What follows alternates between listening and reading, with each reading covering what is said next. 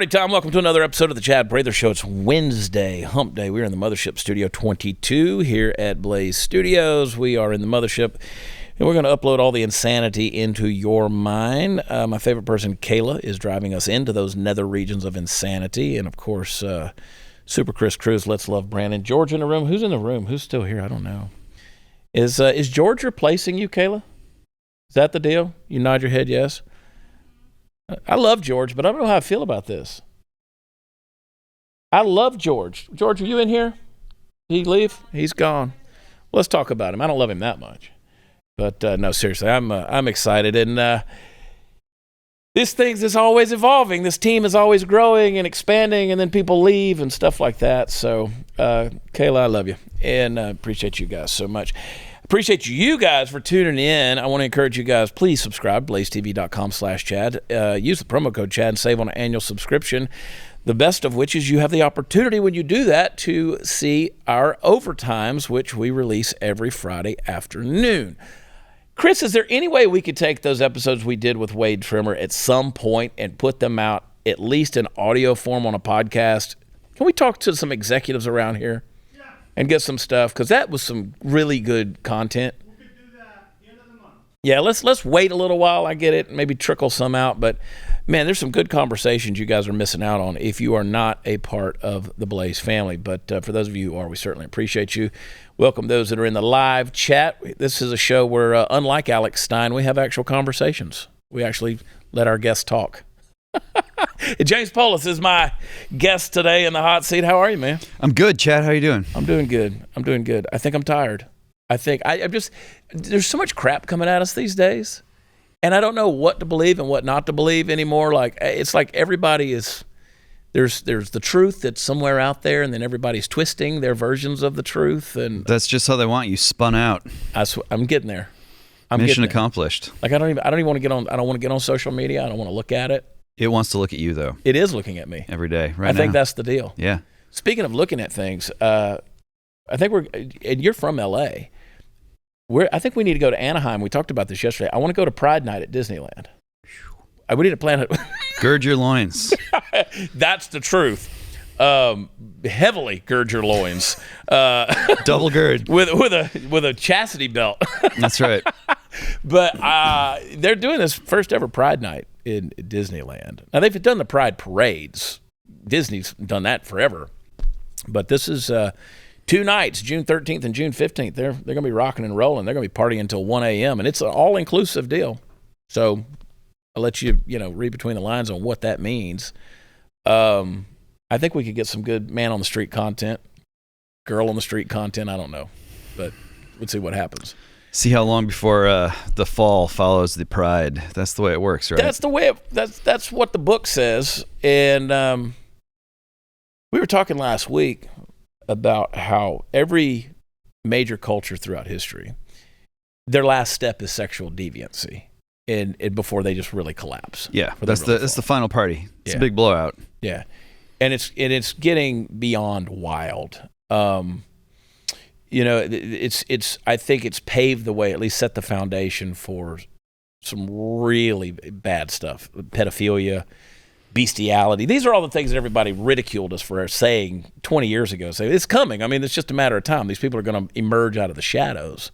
And now that everybody's, quote, getting their rights, they're certainly going to come demanding theirs. Well, yeah, you hang out in LA long enough and you start to see the pattern where, like the orgy stops being fun at a certain point in time and people just end up spiraling. I mean, you burn yourself out. The behavior catches up with you mentally, physically, spiritually. And it's just, this story does not end well. We know how it goes. It's a great point. Ask any rock star that's been doing it long enough. Eventually the party ends. No surprises. It's not going to be different for you. People roll into town like, it won't happen to me. It happens to you. It happens. Yeah. You are the founder of Return, the editor of The American Mind, author of Human Forever. When did you write that? Last year. Yeah, Human Forever. Tell me The about it. Digital Politics of Spiritual War was Yeah. the subtitle. And, last year I got a lot of like, what is that? What are you talking about? And like, what does that even mean? Yeah. And now this year, just a lot of crying and nodding as people know exactly They see it. what that was all about. It's happening so fast. Yeah, they see it, and whether they know how to label it or classify it, they're experiencing it. Yeah, one that's way or right. another. That's right. And one of the things that confuses me is this whole. I mentioned before we started taping the AI stuff that's going on. This, in the grand scheme of things, something like any technology, I guess, could be a blessing, but in the hands of the wrong people, it's bad, right? It's very dangerous. And then if you create something that eventually starts thinking for itself without the human hands touching it, is this a good thing or a bad thing overall? Well, I mean, I think you're right. You got to ask yourself. A lot of these folks now consider it to be a selling point or good news that they don't know what they're doing. Mm-hmm. Oh, it's amazing. We're going to build something that exceeds our own power to understand what it is we've built. Yeah. Remarkable, right? I mean, you go back to 2016 and, Hillary Clinton and that whole side of the world thought that they were consummating or perfecting their sort of form of political rule of governance through social media. And of course, that's not what happened in 2016. And the minute that they realized that they had created this thing that they didn't understand, they spent the next 4 years, systematically going through government, using every power that they had to claw that power back. Yeah. And they've made great strides, and now we're living in that world. But you would think that, some of these people might learn from the pattern that maybe designing machines and designing this apparatus that functions in a way that is outside their understanding would cause them to go like, wait a minute, maybe we're going to get burned again. Yeah. And we're going to get just as burned as they do, if not more so. Well, it's a big machine that chews everybody up in the grand scheme of things. That's right. It doesn't care which side of the political aisle you're on. You create Frankenstein's monster, and then you ask the monster to define itself and tell you who it is and how it's going to interact with your world. And then you give that monster free reign in society. The monster consumes everything it touches. Well, and even the expectations that the designers have had going into this, artificial intelligence. Well, I don't think you can have an artificial intelligence. I think if you understand what intelligence is, you recognize that it has to do with the intellect and it has to do with our given human complement. If for the past 2,000 years, what is it that can have an intellect? Mm-hmm. Well, you can have spiritual beings, us human beings, you have a spiritual component that can't be separated out from that. These machines that we're building, I would describe them as automated simulators, not as artificial intelligences.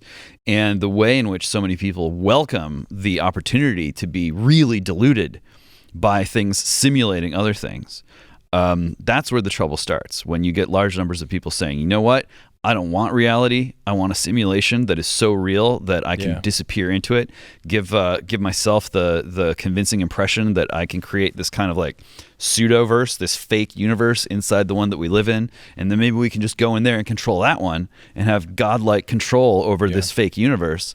That's a recipe for disaster just as much as any LA orgy's ever been. Yeah, and it's a spiritual reality that's been around since creation. Yeah. That you can be like God.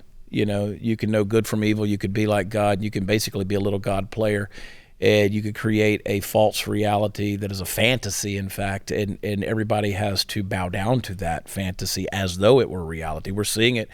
Everything from the gender preferences to the pronouns to the transgender movement that's happening right now. And then you factor some technology into that. I mean, we talked about, a month or so ago, Chris, we were talking about that game where you could create your own sexual creature or whatever. Yeah. And we had some samples of that of what people was coming out of their minds. And it's like, if you've never believed in the doctrine of total depravity, it's being paraded in front of us, and we're digitizing it to the point where we're trying to figure out more ways we can take it even further and further and further. And this isn't something that just happens in your Oculus. This is a destructive thing in a lot of ways, right? Yeah, that's right. I've got a Substack. It's called The Build. One of my recent posts on there is called The Trans to Cenobite Pipeline. I don't know. I read that. I don't know if you saw any of the Hellraiser movies. Yeah. You know, sort of these scary guys from another dimension who really just draw their dark force from sensory overload in their human torture subjects. Yeah. You know, there's kind of this device that they use to be imported into our world in the movie series, and so you know, the chief monster, basically Pinhead, he says, you know, the box, you opened it, we came, and that's what we're doing. We're building this box, that can summon things that you know, we like to flatter ourselves we can control and have sort of you know, divine creative power through, and the opposite happens. We become enslaved to it, and most people's experience with them is basically invisible. Yeah, you got your smartphone in your hand, but you got all this information and data and algorithms and stuff flying around. You got satellites that no one can see, beaming stuff in and out, behaving in ways that, you know, for all of human history, it was only angels and demons that could do that kind of stuff. And now we've built things that can do that kind of stuff. In that kind of world, there's a logic to saying, like, well, you know, we have to forcibly transform ourselves in order to merge with those machines, because otherwise, why be human? Why do anything? Why date? Why have sex? Why have children? Why build a family? Why have a job? Why leave your house? Why leave your bed? Why live at all? Yeah. And so there is this sort of forceful logic that people are being confronted with, and if you do not have a solid spiritual backstop to your identity, where you understand yourself as the creation of a loving God, you're going to look somewhere else for that kind of backstop, and it's going to lead you into a very dark place, because you're going to see yourself as having to, you know, if you can't beat them, join them, in a really, really raw and primal sense, where I guess I have to offer myself up to the machine god in order to go on living. Which goes back to the original statement that I made about I'm tired. It's confusing. It's a wild world we're living in. And well, I told Tucker this last year when I was on his day show. I said, you know, why is it that we can't stop hearing about trans? Why is it just trans and they left off the ending, you know?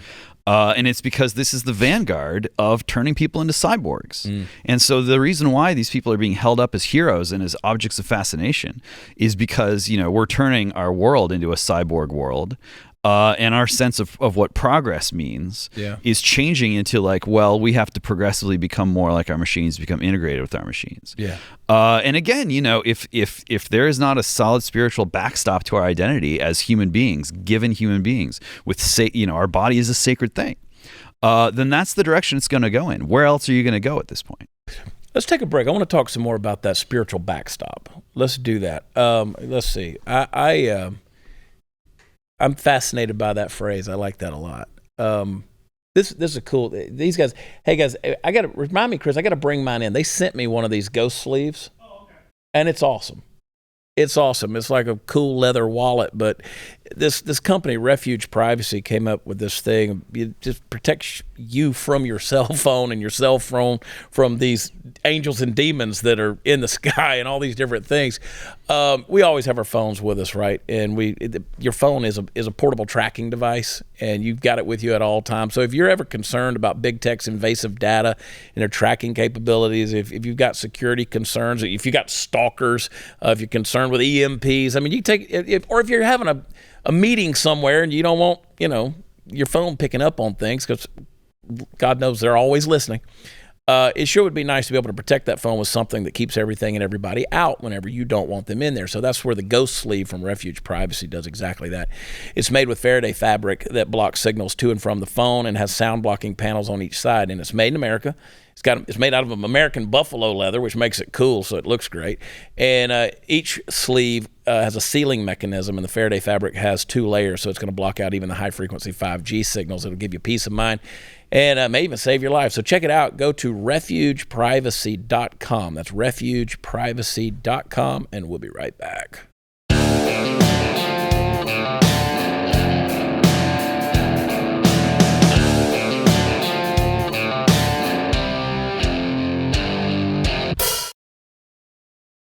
All right, James. You talk about having a spiritual, backstop. I mean, we're living in a world where people have no concept beyond themselves in a lot of ways. Like I said, they've kind of set themselves up as little God players. you don't see yourself, as you said, if you don't see yourself as a created being that is created by a designer, a loving God, it's a hard world to go through, right? Like, I could get into a virtual world. I could have virtual relationships. I could let the machine do it all for me. I don't have to deal with any heartbreak. I don't have to deal with any embarrassing moments in life. I can be something that I'm not. I can have the body I always dreamed of. I could have the attention I always begged for, all of these things. Why not just do that? Why not just live in a fantasy world like that? Well, again, it catches up with you. You go back to think about, like, what does pride actually mean? Pride in what? Yeah. Well, pride in my identity, my self-created identity. Well, okay, but on what basis? What's the foundation of that identity? Mm-hmm. Well, it's my wants, it's my feelings, it's my passions. Teaching of the ancient church for the past 2,000 plus years has been, it doesn't matter what identity you think you have or you say you have, your wants, your feelings, your passions are never going to be a solid, healthy foundation for living your life. Yeah. Those things are going to lead you astray, guaranteed. Those things are going to lead you to that fall that comes after pride. And so, trying to create a society, trying to create a personality, trying to create an identity on the basis of those very things within you that are inherently flawed, that are going to lead you to a place of pain and abandonment. Yeah. It can't end well. And so the project then becomes to try to live life without any foundation, with a pretend foundation, and just always to be trying to stay one step ahead of what's eating away at you, what's crumbling at the heart of you. Yeah. And that's why people are so burnt out. That's why people feel spun out, because they know that they're being sort of prodded along, trying to be encouraged to sort of move like this big swarm of things that are half human and half machine, one step ahead of, the price that always has to be paid. Yeah. People get mad at me because they said, Chad, you do comedy and stuff, leave the preaching for whatever. And it's like, I live in a world where I call myself a theistic barbarian, right? Like, I'm a little wild and crazy, but I know my underpinnings. I know my paradigm. I know the network through which I see the world. And it's a theistic worldview. And I know that everything that I see happening, and you could make this argument for any time in history, but what we see happening here is just an absolute slap in the face to a biblical worldview, right? So when the Apostle Paul talks about it in the book of Romans, where he says, you've exchanged your normal passions for these things that are very dangerous for you. Or, he says later on, your feet run to evil. You can't slow them down. They're going to chase after this evil stuff. Their tongues speak lies. There's a warning there. You made a comment about my repent board over there from a deal we did last week. And, what I'm trying to explain to people, what I'm trying to let them see is that there is a change that has to happen, but there's a change you're designed for. It's a change that takes you back to the reason you are created. Not this fantasy in your head, but a repentance is a change of mind that brings you back to the whole design. And in that is fulfillment, right? In that is satisfaction. There is joy there. And these people, that's why we see such destruction happening when you go against that blueprint, right? And so, the idea of repenting, the idea of, which again, when people say, oh, it's a preachy word, it's a church word, it's a good word. It's a great meaning in the Greek language of changing your mind and saying, I'm not going to do that anymore because I've seen the path of destruction that leads to. Can it be relevant in today's age? Is there a message that we can bring to people that exposes the folly of what they're chasing? Well, yeah, I think so. And repentance is a good word. The way that I like to talk about it to people is we got to return to the Father before the Father returns. Yeah. You think about how God came into the world in the first place, in the first instance, through Jesus Christ. Very quietly, very peacefully, as one man, not with, 10 arms, not with glowing orbs flying out of his head, not with an army of machines or octopus creatures or whatever, through one child. and that perfect man was just a man, you know, just an ordinary man with, of course, one significant difference was he was also, you know, God incarnate. But not in his glory, you know, that's to come. And we have the opportunity, you know, to return to him, even at the very last moment. We're taught that time and time again through the biblical parables. Yeah. And that act of tremendous generosity and gentleness and mercy is even more powerful and authoritative and divine than God's justice. I mean, you know, I think a lot of people right now, social justice, what is that all about? What's really driving it is making a false god or an idol of justice, and thinking that, you know, we human beings alone can create or discover or enforce a perfect justice on our own. Yeah. And that's a justice with no mercy, and that's no justice at all. Yeah. You know, and this is why it's so important that people, you know, recognize that God is not just, you know, like a Roman God of justice. Yeah. God is a loving God and a merciful God above all. And if we were to be judged on the basis of justice alone, you know, we'd all be in a very bad place right now. Yeah. And so, you know, all these attempts to bring perfect justice to the world have led to the deaths and the misery of millions and millions over and over again. And so, you know, this is a crazy time. The technology is outstripping people's ability to make sense of who they are and what world they're in anymore. But from a Christian perspective, none of this is really that shocking. This is all just like the latest attempt to sort of create that fake world using the most powerful tools at our disposal. And we know how this story ends. Yeah. So, you know, repentance, metanoia, that's, you know, that's the Greek for a change of mind, a change of heart. If not now, when throw around these words. We've been using them from the beginning, and we should keep using them. Keep using them. And you know, the Apostle Peter, you talk about Jesus came humbly, right, as a child in a very obscure, non-threatening way, you know, and born to a peasant girl, you know, and you then you see what the Apostle Peter says, that God gives grace to the humble, because there's grace that flows with the pattern, right? And, you know, when he says that his mercy is from everlasting to everlasting, that is an eternal attribute. In other words, he's saying there's so much mercy in me that I can't stop giving it to you as long as you want it, right?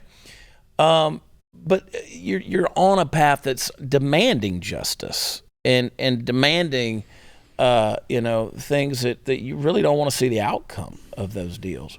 And so for me, I know, you know, I am constantly in this Jacob phase of wrestling with God, you know, and trying to say, okay, God, what are you up to? What are you up to? But you're right. I mean, if you have that biblical worldview and you read it, none of this should be a surprise.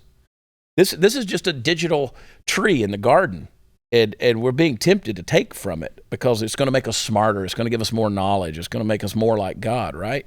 And we got to break free from that thing. Well, yeah, we do. And at the same time, and I think people sometimes get hung up on this, is, you know, there are some Christians out there who just say, oh, well, like this stuff is just the devil. Yeah. It's dangerous. It's hostile to us. It's alien.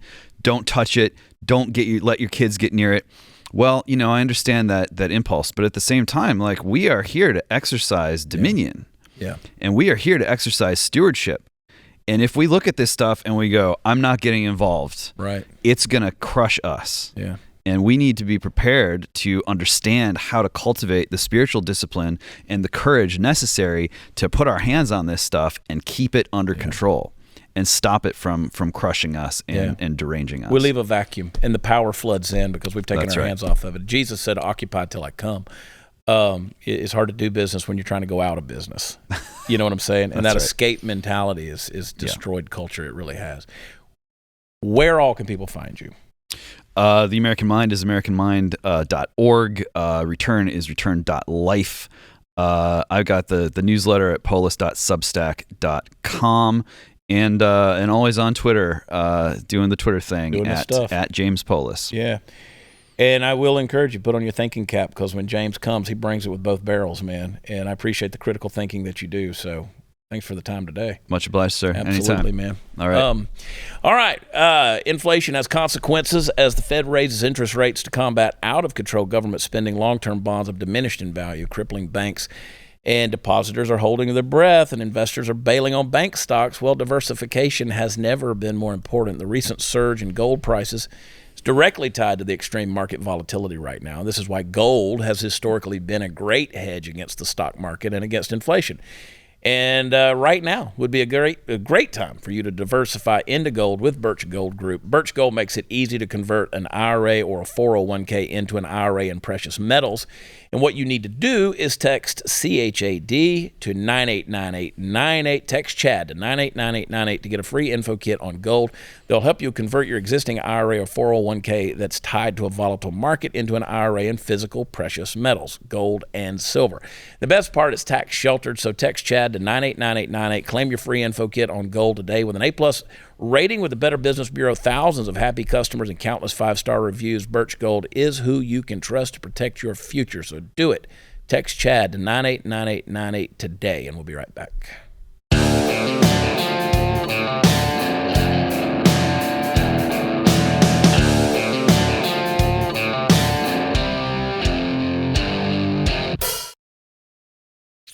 I'm reasonably suspicious that I think you guys are going to like what I'm about to say. I really think that it's going to cheer you up. You know, every once in a while, it is a good idea to just kind of poke a stick into the embers of a dying fire just to make sure that it, stays alight for as long as possible. Now, we exist now, a couple of years on the other side of one of the greatest experiments in social control that's been attempted, and it's important for us to remember that experiment worked in large part. The prognosticators among us who see the COVID pandemic, remember when you couldn't even say that word? It was as a trial run for future more dire situations. They're at their best and most honest when they acknowledge that the tip of the tyrannical spear is lodged in the solar plexus of free societies all around the world, in the main and around the country in particular. We are America. We're a land of the free. We are home of the brave, right? And I think you can agree that we collectively allowed our government officials to crap the bed for a few years and just really tear our lives apart. Now, here's the thing. There's a far more serious issue at hand than that. You see, it wasn't just the government who shit the bed. It was also us. That's right. We, the people, took a big old steaming dump on our own freedoms, both by allowing the government officials we put in place to remain in place once they began showing a penchant for tyranny, and for engaging in the kind of Orwellian doublethink necessary to overturn our entire lives in the face of a problem which a mere modicum of critical thinking could have likely solved in better fashion and a whole lot faster. So the lockdowns didn't work. Death rates did not fall in areas that were locked down. In fact, they rose. And yes, an egregious seizure of power took place on behalf of people like Lori Lightfoot, Andrew Cuomo, Gavin Newsom, people who demanded subservience to an unproven takeover of civil life, but who would then routinely get caught fraternizing in public themselves when the cause was important enough. And in Lori Lightfoot's defense, it's entirely possible that if she doesn't have her hairdresser routinely perform an exorcism on her hair, the demons might get out and destroy Chicago. But to lay all the blame at the feet of the government officials and those elites, the fact that far, far too many of us went along with it, and we, not me, and I presume not you, but we, meaning too many damn Americans, did the requisite mental gymnastics to embrace the loss of freedom under its shiny and laminated label of safety. And these dumbasses put out mask mandates despite the fact that the science behind it at the time was shaky at best, despite the fact that whole age groups of the population either weren't getting this thing or weren't suffering from it. And meanwhile, we stuck the sheep diaper on our faces, dutifully buying into the narrative and working so hard to make others know how compliant we are that we might as well refer to it as virtuoso signaling. And for what? Now, let me ask you something. If the government had come out during the pandemic and told you that in order to be safe from the dangers of COVID, you needed to go to your town square and bow down to an idol made of gold, how many people do you think would have gone out and done that? Now, if your answer is as high as mine, you'd get a pretty solid sense of the complicity and stupidity with which we lived in the outsized shadows of our ruling class overlords and wept with gratitude at the table crumbs we occasionally received. And what about the vaccine? You know, that thing that we had to call the freaking blah blah on this show for so long because we don't want to be censored. I mean, what the hell? That's a problem we're still dealing with. And no doubt will be for a long time to come. And once again, the American public, we tap danced the little virtue signaling BS all the way to the edge of the cliff. Quite a few people didn't come back from the edge, did they? They're still out there. Folks, the next big thing is coming. You might think, Glenn Beck's all doom and gloom, but he also happens to be right an awful lot of the time. We got to evolve as a society so that we're better prepared for the next time something awful does come along, or even the next time something that has the potential to be awful comes along, because we know and now have proof that between a tyrannical government and the media in its pocket and a population of drooling sheep who may as well have the word comply tattooed backwards on their forehead, so it's the first thing they see in the mirror in the morning. We are, well and righteously and sadly, deservedly screwed. We are screwed. Sara Gonzales. Hi. We're screwed. Wow, I feel good about the world now. People suck. This is great. People suck. I came here to have some fun Did and you? hang out, and now I want to just go jump off the nearest building. Well, we suck. I went to the pharmacy yesterday. To pick up my prescriptions, my drugs. To pick up your contribution to Big Pharma's profits? Yes. Okay. Stuff that, doesn't make me well, but it keeps me alive. Okay. Keeps me consistently unhealthy so I can continue with their profits. Uh-huh. And the little person that checked me out there in the pharmacy, she had her mask. She couldn't breathe. I could hear her struggling to breathe through her paper mask. I feel like there's something she could do about that if she wanted to breathe better. Take the paper off your face. Right.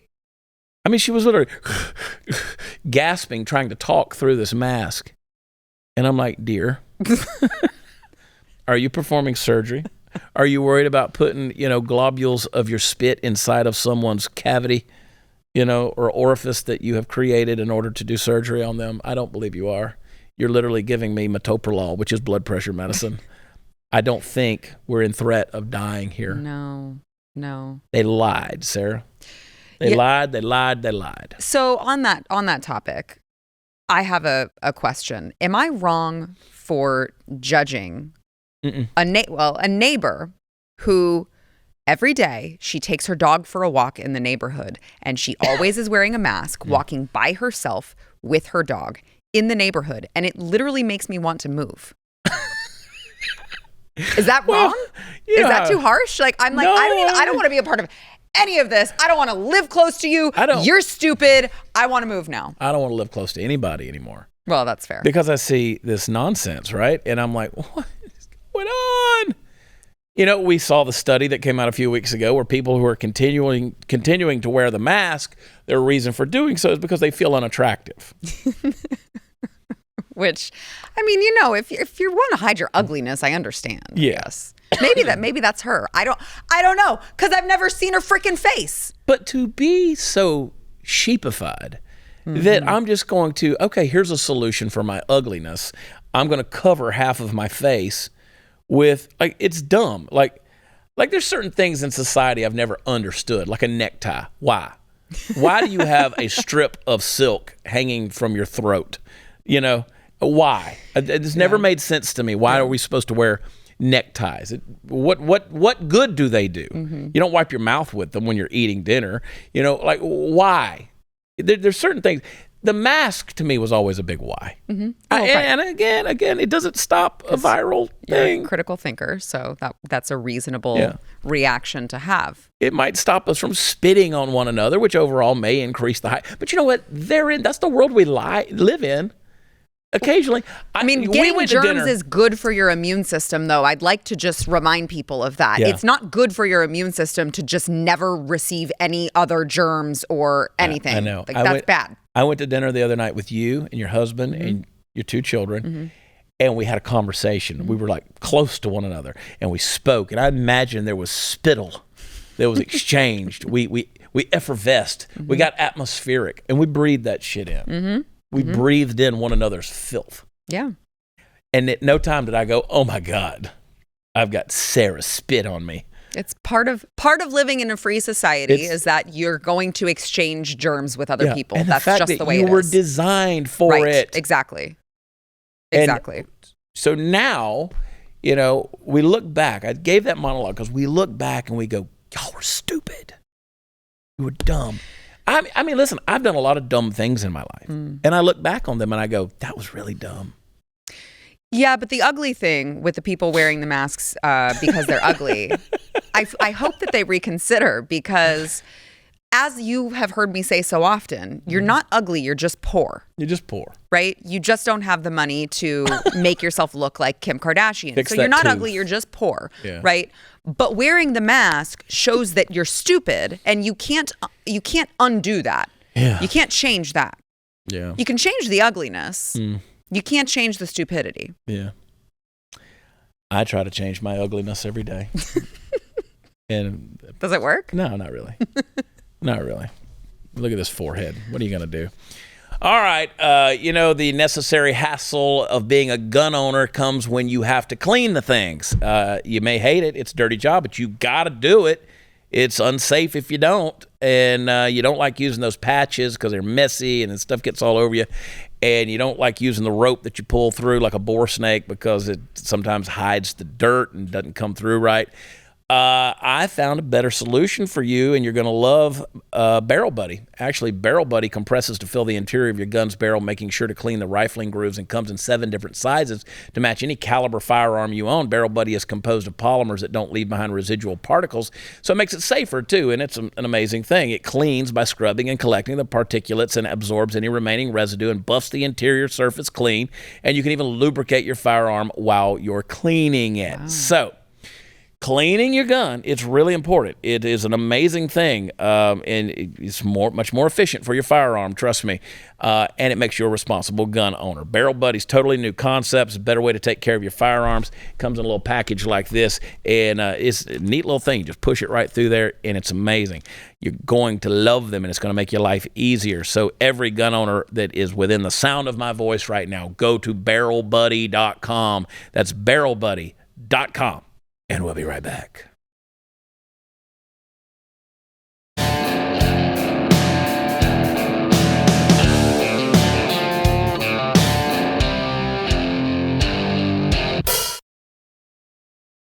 How are you? I'm good. How's your life? How's your world? Extremely chaotic. Yeah?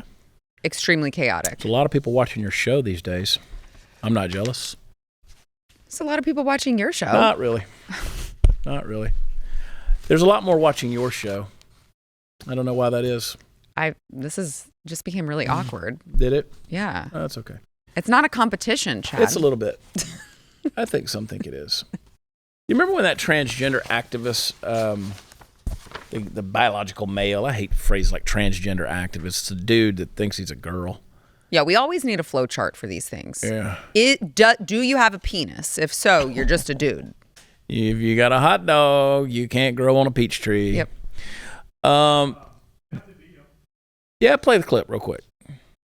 Yeah, there's this this is the dude who's got the AR-15, remember, and pulls it out, shows you that there's guns in the magazine, and then pops it back in there. Bullets, and then going, pow, pow, pow, pow, then empty a few rounds out on the floor. No. I know how to cock my gun. Heavy on the phrase cock. It pulled that down, and it put that viral video out, went viral after that Nashville shooting. Well, he worked for the U.S. Forest Agency, and put out this tweet, said, I've been fired from my job with the U.S. Forest Service because of the lies published by the Daily Mail, Newsweek, and other right-wing tabloids. I don't know if you knew that Newsweek was a right-wing tabloid. But more poignantly, I was fired by the Biden administration for being a trans woman that owns a gun. Don't think that was the reason. No? The Biden administration fired me. Oh, they're gonna. I love the circular firing squad. I know. No pun intended, but I know. boy, it really is. While advocating for trans people to arm ourselves is not any kind of solution to the genocide we are facing, genocide, I do want to say that if any of you transphobes do try to come for me, I'm taking a few of you with me. That was in the caption of the video. So I don't think it was. Yeah, I think that's a threat of violence. I would say so. Yeah, when you're brandishing an AR-15. I would say so. And showing that it's loaded. He says, and when I say the Biden administration, I mean literally that. My boss just called me crying to tell me that he did everything he could to stop this outcome. He was crying? Yeah. He deserves to be fired too. What a bitch. Yeah, a little bitch. It's probably because you got an AR-15 and access to his office. Yeah. I bet he did want to sound very merciful towards you. But he couldn't stop the outcome. But the call to fire me came directly from Washington, so someone fairly high in the Department of Agriculture fired me. So, of course, he started a GoFundMe account to seek financial support. But after 2 weeks, it's only received pledges of about $2,300 of the $7,000 goal. And this is a person, Kayla Denker. Kayla Denker? Kayla Denker. This story just keeps getting better. He goes by Pinko Scum on Twitter. Ugh. Ugh. Yeah, Pinko Scum.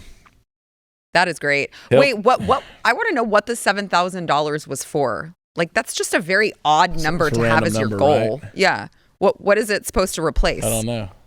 I don't think the forestry department's paying her that much. I said her, him.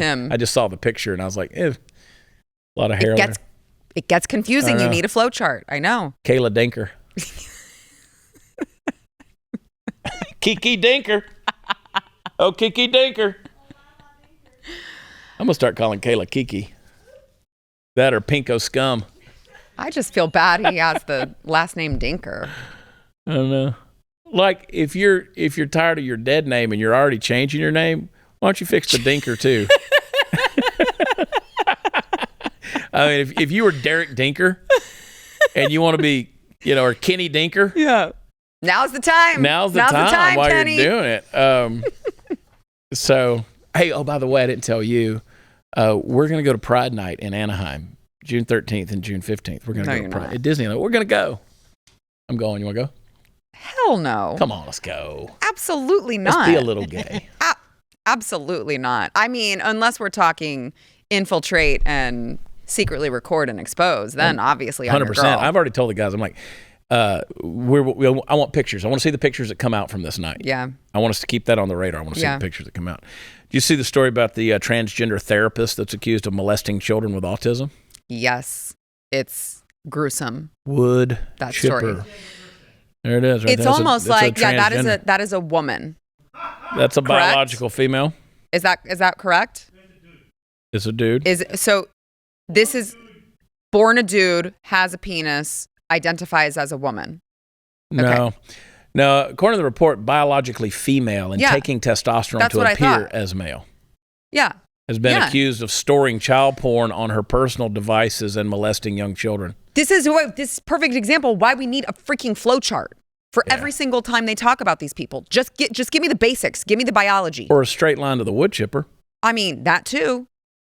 When we're talking about the child molesters, absolutely. Yeah. Wait, but Chad, it's almost like these people have an underlying mental illness that is not being treated. One would think. It's almost like it just makes it worse when you have a mental illness and a delusion that is not treated by our mental health system and instead enabled. It's almost like that turns these people into wackos who go off and do unspeakable things. Yeah, they actually manifest the monster that's living inside of their brain. Mm-hmm. And I'll remind you guys that in the New Testament, it is the demons who consistently refer to themselves as we, us, they, them, our. Mm-hmm. Yeah, they are the ones who see themselves as a collective. And this is what's going on here. And this is demonic. Here on earth, it is the demons who are still identifying that way. Sad, tragic. Listen, we have a fantastic sponsor that's new to the show, and I've been excited to bring them to you, Texas Superfoods. We've all learned that it's important to do business with people we can trust, and you can trust the people over at Texas Superfoods. The founder of the company is a veteran. He's a Texan. He's a homeopathic doctor. He's trying to get you out of the American medical system so you can take your health into your own hands. So he developed Texas Superfoods. It's vine-ripened, antioxidant-rich, raw natural fruits and vegetables. And we know during COVID, it's always been important to take care of your immune system. And we know there's a bunch of crap out there on the market that tries to fix symptoms to our health issues. The simple truth is your body, when properly fed, has an amazing ability to ward off and even fight disease. So I'm taking Texas Superfoods. I feel great. And it's a great supplement to your diet. Your body is going to have what it needs to keep on functioning at your best. So give them a try. TexasSuperfoods.com. That is TexasSuperfoods.com, and we'll be right back.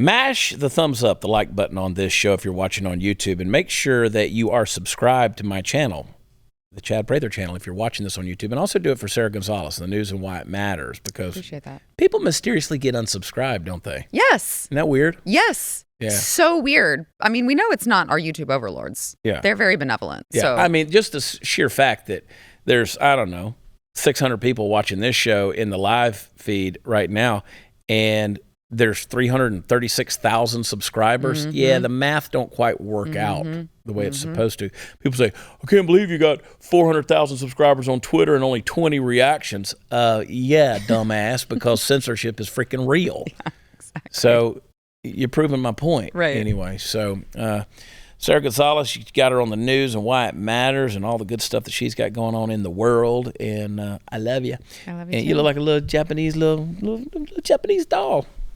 Look at her with that little pink satiny thing. All right, we got to go. We'll get off the rails tomorrow night. It's Thursday. Don't miss it. I love y'all. God bless you. And stay out of trouble or call me if you find it. Bye. Don't.